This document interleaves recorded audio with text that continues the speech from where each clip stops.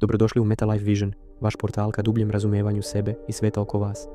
Ovaj podcast je stvoren da vas inspiriše, motiviše i vodi kroz putovanje ličnog razvoja. Kroz svaku epizodu istražujemo teme koje transformišu vašu viziju života. Mihajlo Jeftić, vaš domaćin i osnivač Meta Life Vision, sa dugogodišnjim iskustvom, posvećen je vašem rastu i uspjehu. Pridružite nam se u otkrivanju novih perspektiva i alata za ispunjeniji život. Ovo je Meta Life Vision podcast, gdje vaša vizija postaje stvarnost. Spremni da transformišete svoj život i otključate svoj pun potencijal? Posjetite nas na www.metalifevision.com i započnite svoje putovanje. Slušajte sada i budite deo zajednice koja raste i inspiriše. Zdravo, ja sam Mihajlo Jeftić, glumac, umetnik i osnivač kompanije Meta Life Vision. Dobrodošli. Ovo je prva epizoda Meta Life Vision podcasta i želim da bude iskren. Bez filtera, bez ulepšavanja, bez cenzure.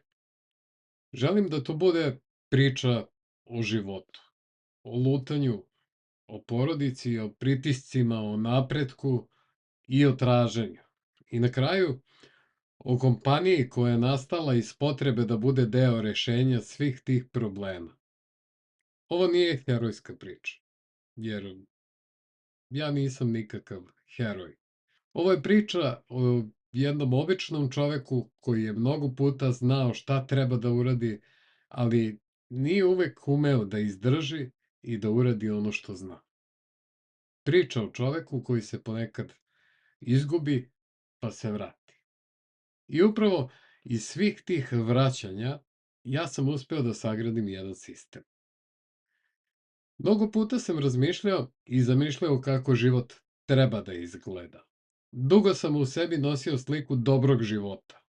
Stabilnost, jasna vizija, uspeh, mir, porodica, disciplina, balans. Ma sve savršeno. Sve uredno poređeno. A onda se desi realnost. Dođu obaveze, dođu računi, dođe umor, dođe neka nesigurnost, dođu neki strahovi i onda shvatiš da život ne ide pravolinijski, već krivuda i to baš onda kada se najmanje nadaš.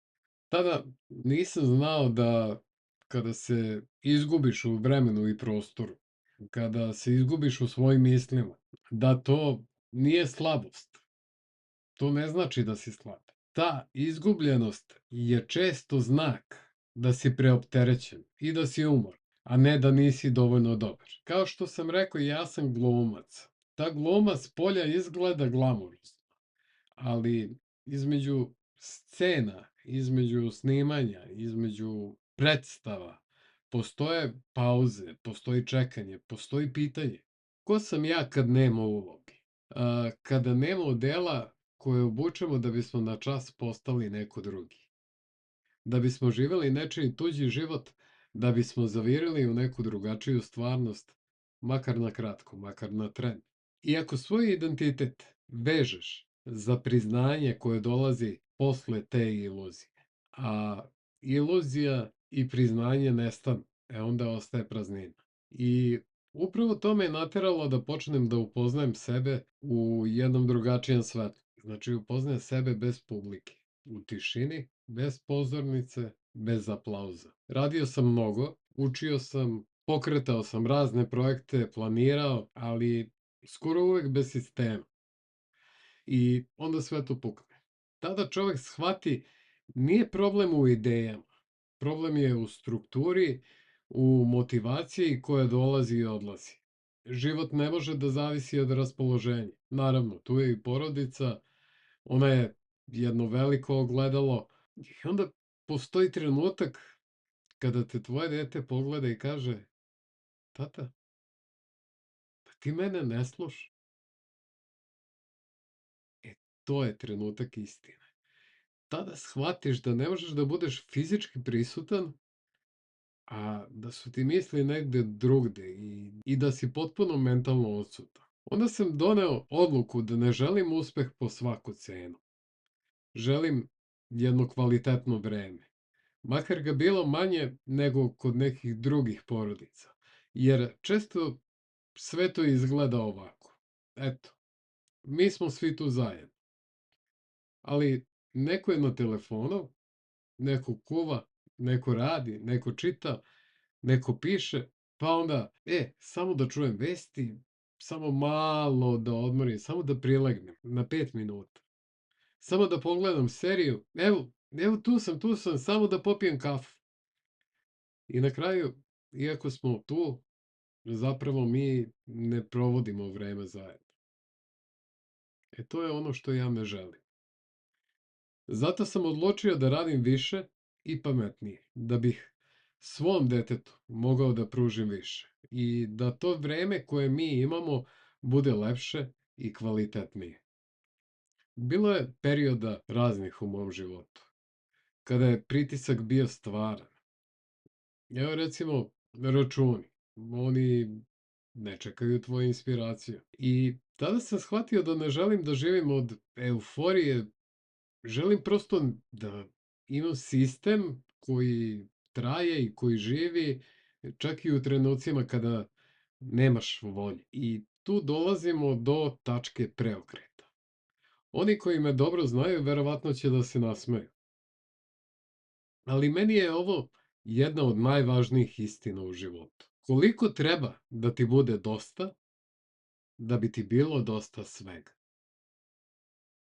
A odmah uz to ide i još jedna rečenica koja mi se godinama vrti po glavi, a to je koliko si u stanju da odeš daleko, da bi pobegao sam od sebe. I šta se dešava? Prestao sam da čekam idealne uslove. Shvatio sam da oni ne postoje. Pravi trenutak je često upravo onaj kada pomisliš da nešto treba da uradiš. Krenuo sam iz realnosti, a ne iz savršenstva. Krenuo sam iz onoga što imam. I tu je rođena ta ideja o kompaniji koju ću kasnije nazvati Meta Life Vision. Često mi se dešava da me pitaju koja je moja vizija života. Čemu ja težim? Ne težim savršenstvu. Težim stabilnosti, težim jednom lepom jutru bez panike, težim još jednoj lepšoj večeri bez griže savesti, težim nekom radu koji apsolutno ima smisla, težim porodici u kojoj sam 100% prisutan, težim životu u kome ambicija i mir mogu da postoje zajedno, da koegzistiraju i da se dopunjuju. I onda sledi pitanje, a šta je to šta treba da bude Meta Life Vision? To nije show program koji leči sve bolesti. Rešava sve probleme na ovome svetu. Meta Life Vision treba da bude oslonac u životu. Mesto gde znanje dobija primjenu, gde ambicija dobija mir i realizaciju, gde te disciplina ne krši, ne lomi, nego te izgrađuje i nagrađuje.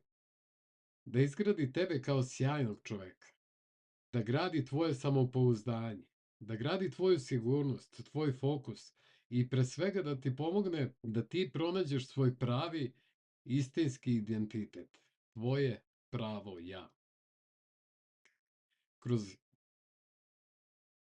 Kroz programe koje sam kreirao i kroz ovaj podcast napravio sam jedan sistem rada i želim ljudima da ponudim alat. Ne želim da im govorim kako treba da žive, nego želim da im pomognem da žive jasnije i stabilnije.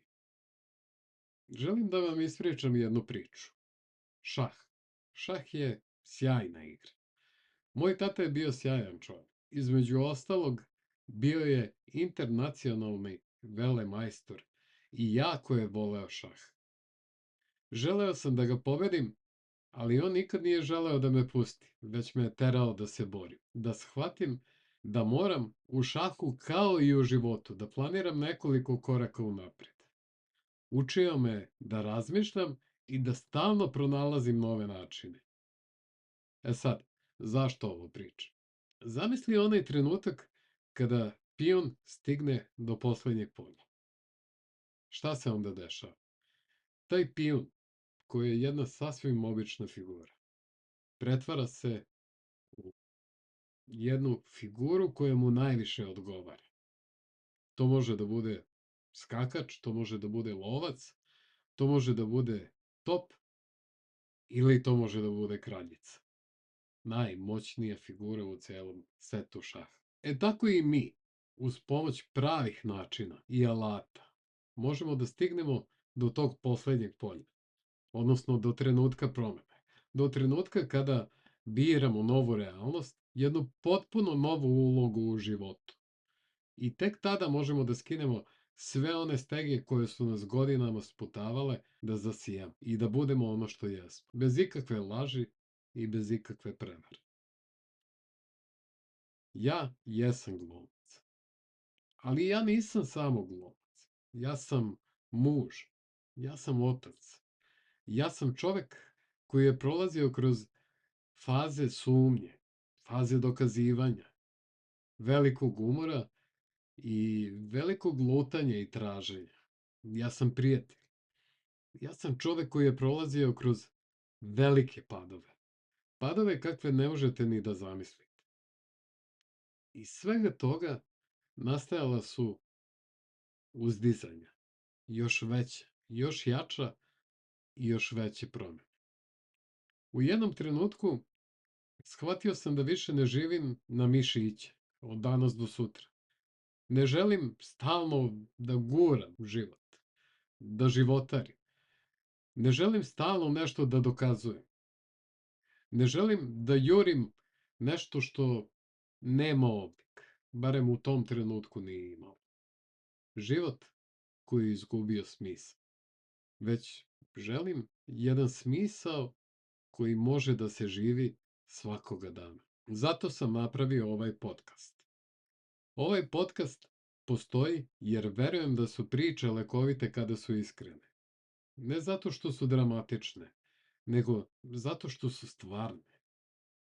Ovde ćemo da govorimo o raznim stvarima. Govorit ćemo o fokusu, govorit ćemo o disciplini, identitetu, o našim senkama koje nosimo, o porodičnim odnosima, o unutrašnjem miru, o ambiciji i mnogim drugim stvarima.